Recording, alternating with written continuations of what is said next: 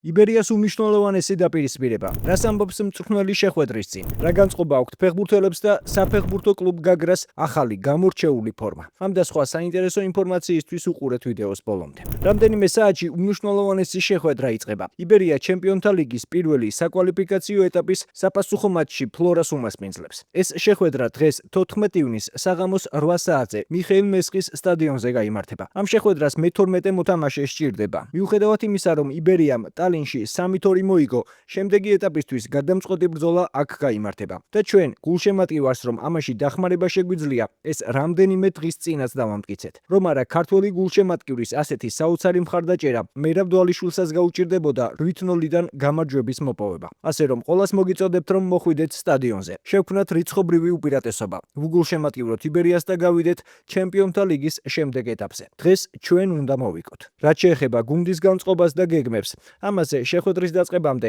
იბერიას მთავარმა მწვრთნელმა ანდრეი დემჩენკომ და კაპიტანმა გიორგი ჯინჯოლოვამ ისაუბრეს. ჩვენ სტილს არ გადავუხვევთ. ჩვენ მოგწონს შემტევი, დომინანტური ფეხბურთი, მოგწონს აგრესიული ფეხბურთი. გვინდა პირველ ნომრად ვითამაშოთ. ცდილობთ ბიჭებს ჩაუნერგოთ ის სტილი, რომელიც ახლა დომინირებს პარი სენ-ჟერმენსა და არსენალში. ჩვენ ევროპული ფეხბურთის თამაში გვინდა. ამიტომ არ გადავუხვევთ ჩვენს სისტემას და კვლავაც გავაგრძელებთ ჩვენი ხაზის გატარებას. პირველ შეხვედრაში კარგი მომენტები გვქონდა, მაგრამ მოვეშვით. 2 გოლი გავუშვით და ბოლოს ყველაფერი შეიძლებოდა ცუდად დამთავრებულიყო. ეს ფსიქოლოგიური მომენტია. ეს ისეთი რამ არის, რაც დროთა განმავლობაში მოდის. დიახ, ქართველები ძალიან ნიჭიერი ფეხბურთელები, ძალიან ნიჭიერი ხალხია. ახლა ამ საკითხზე ვმუშაობთ, რომ გავაძლიეროთ მენტალიტეტი, რათა მიუხედავად გარკვეული წარმატების მიღწევისა, ისეთებივე დავრჩეთ, შევინარჩუნოთ სიმტკიცე და ძალა. მენტალიტეტთან დაკავშირებით არ მინდა ვინმეს ვაწყენინო. ასეთი რამ ძალიან ხშირად ხდება სხვადასხვა ქვეყნებში. უკრაინაშიც, მე უკრაინელი ვარ, მიმუშავია მოლდოვაშიც, უზბეკეთშიც, აზერბაიჯანშიც.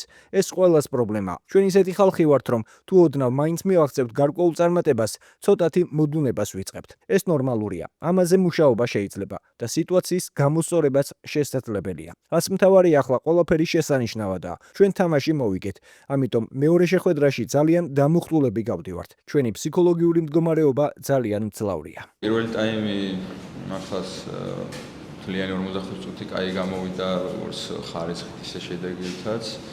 მეორე ტაიმის დაწყება ცოტა ავიხდება ფეხბურთში ხა მთლიანად 90 წუთს ვერ ითამაშებ ისე სტაბილურად და სულ შენ ვერ იქნები ესე თქვა დომინანტი. არის რაღაც პერიოდი და ის მომენტი იყო დაახლოებით 10-15 წუთი მეორე ტაიმის, როცა ცოტა გაგვიჭირდა და ზუსტად მაგ დროს მივიღეთ ის მეორე გოლის, რომელიც მინდა აღნიშნო, რომ მაგ დროს ახალი წესების მიხედვითაც ჩვენც 10 ფეხბურთელით ვიმყოფებოდით რა, ბევრმა დაწერა, დავიკითხე, რომ 10 კაციანმა გუნდმა როგორ გაგიტანა და ასე შემდეგ რა და კონკრეტულად იმ მომენტში როცა გოლი გავუშვით, ჩვენც 10 კაცით ვიმყოფებოდით, ასე რომ ხდება რა და მთლიანად 90 წუთს ვერ ჩაატარებ ისე, რომ დაუშვათ რაღაცა პატარა ჩავარდნა არ მქონდეს რა. ფანებზე ვიტყვი პირველ რიგში, რომ ძალიან დიდი მნიშვნელობა აქვს ჩვენთვის ხა მაყურებელი, რაც უფრო მეტი იქნება, მით უფრო მოტივირებულები ვართ ჩვენს და მით უფრო ხარისხი მაღალია და ტემპი მაღალია და ასე რომ ვთქვათ, ერთ-ერთი გარდამტეხი ფაქტორი არის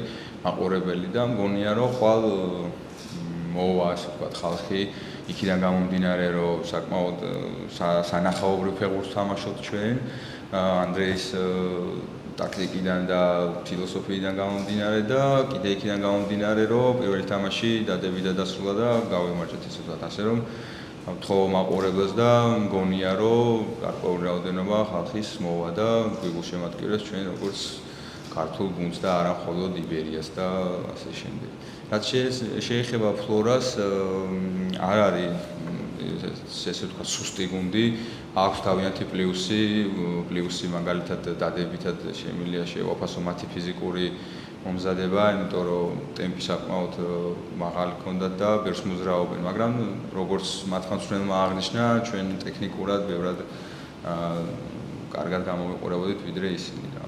ასე რომ შევაფასეთ მით პირველი თამაში და ვეცდებით რომ მათი პლუსები არ გამოვაყენებინოთ შემდეგი თამაშისთვის და დადებითად დასრულდეს ჩვენთვის. მენტალიტეტსაც შეეხება, კი რაღაცა ამ მხრივ შეიძლება იყოს რაღაც პრობლემა, მაგრამ მგონია რომ ადრე გარკვეული წლების წინ უფრო დიდი პრობლემა იყო ამ მენტალიტეტის მხრივ და მე ვფიქრობ, რომ დღითი დღე უფრო გამოსწორდა ეს საკითხი ჩვენს ქვეყანაში ფეხბურთის მხრივ და მგონია, რომ უფრო ნაკლებად არის ეს პრობლემა რა, მაგრამ მაინც რაღაც დოზით არის დარჩენილი და ყველანი ვცდილობთ რომ გამოვასწოროთ ეს. აქვე გეტყვით რომ ბაიერნის ყოფილი ფეხბურთელი ლუკა პარკაძე იბერიაში ვარჯიშობს და იბერიას დაკვირვების ქვეშაა, თუმცა ჯერ გადაწყვეტილება მიღებული არ არის. დიახ, ლუკა ჩვენთან ერთად ვარჯიშობს. ახლა ვაანალიზებთ მის ვარჯიშებს, ვაკვირდებით როგორ მუშაობს და გადაწყვეტილებას ამის შემდეგ მივიღებთ. ახლა ჩემს გონებაში მხოლოდ ფლორა, ჩემპიონთა ლიგა, გუნდი, თამაშის აგება და სტრატეგია. ბუნებრივია ბევრ ყურადღებას ვერ დავუთმობ ერთ ადამიანს.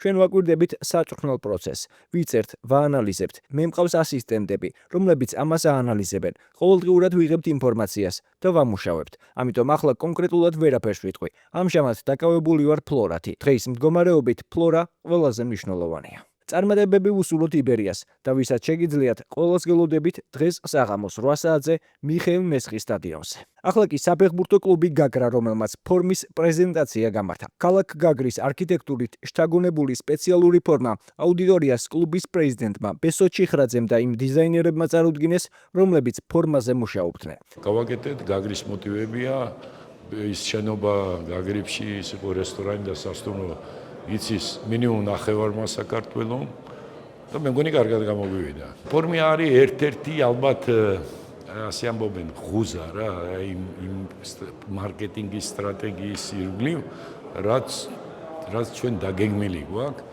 და ვეცადეთ გამოსულიყო ძალიან კარგად იმუშავებენ ორმა ახალგაზრდამ.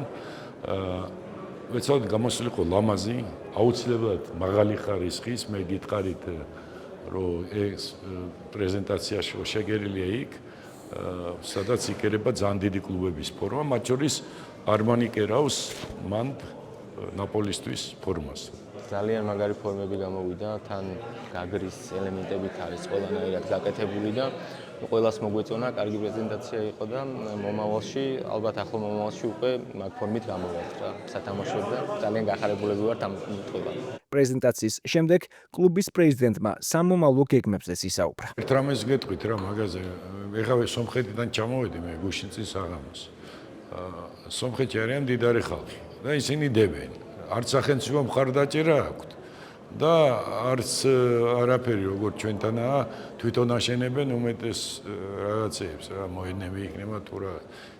სომხები დებენ. ქართველებს უჭირთ. ეხლა წარმოიდგინე 10 კლუბია. 2 კაცი ლტოლვილი ვართ.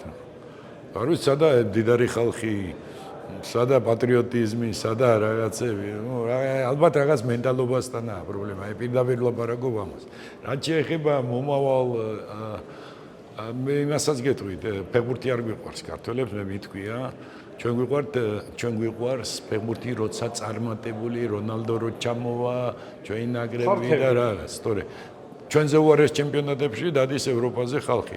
მე-10 დივიზიონებში დადის ხალხი, ინგლისში მაგალითად და ავსტრიაში რეგიონალურ მე-5 ლიგა როა, მე-7 ლიგა 1000-1500 კაცი მოდის გასართობად რა. ამიტომ ფეხბურთი არ გვიყვარს. რაც შეეხება როგორ დავაინტერესოთ რა, ჩვენ პირადად გაგრა. ჩვენ ვართ კლუბი, რომელიც ჩემი აზრით ვართ კლუბის სიმბოლო. მე ვილაპარაკე, არ უნდა დავივიწყოთ აფხაზეთი. ჩვენ თუ აფხაზეთს დავივიწყებთ, დავკარგავთ კიდევაც. შევეგუებით. შინაგანად და დაკარგული იქნება. ამიტომ ამას მე რასაც ვაკეთებ რა, იცით? დიდი წლებია ვაკეთებ და ძალიან ძვირი მიჯდება, იმიტომ რომ მე არა ვარ არც ნავთობის ბიზნესმენი, არც რაღაც მეტალი და რაღაც. მე ვაკეთებ ამას თვითმფრინავში ცხოვრობ და ხშირად ოჯახის ხარჯზე. თითქმის ყოველთვის ოჯახის ხარჯზე და მე ვთვლი ეს ალბათ ჩემი მისიაა, ოჯახმაც მიიღო ეს, იმიტომ რომ სხვანაირად არ შემიძლია. ამიტომ არ გქონდა ჩვენ ისეთი მარკეტინგი, იმასაც გეტყვით, რომ ვიღაცა მოსულიყო. დღეს ჩვენ ვართ მარკეტინგისთვის, იდეისთვის, თუ ვინმეს უნდა გაკეთილშობილება თავისი ბიზნესის, მის ძალიან საინტერესო კლუბი ვარ, ძალიან კაი გუნდი გვყავს. მეთანხმებით, ხო ნახეთ დღეს. ბევრი გეგმები გვაქვს სერიოზული და მე გაძლევთ სიტყვას ერთ 30 კომპანიას, რომლის ეს თემები მესმის. ერთი 10 ბრენდი მაქვს გაკეთებული ფეხბურთის გარდა, რომელიც ლიდერები გახდნენ. მე მიმართავ კომპანიას იმ ერთ 30 კომპანიას, რომელსაც ეს უნდა იყოს საინტერესო. რა მოხდება? კიდე ერთხელ არაფორმალურად, თუ გინდათ ფორმალურად შეკრიბავ და მოგიყვებით ყველაფერს. ვინ რა პასუხი გაგცვა, ვინ საერთოდ გაგცვა პასუხი თუ არ გაგცვა პასუხი. აი ასე ვიტყოდი. შეიძლება ვინმეს არ მოეწონოს, მაგრამ როგორც გნობ ისე ვლაპარაკობ. აქვე გეტყვით იმასაც, რომ ამ მაისურების შეძენა ნებისმიერ გულშემატკივარს შეუძლია. ამისთვის დაუკავშირდით კლუბის ოფიციალურ გვერდს. ბოლოს კი, თუ მოგეწონათ ვიდეო, დაალაიქეთ და გამოიწერეთ არხი, რომ არ გამოგჩეთ საინტერესო სიახლეები.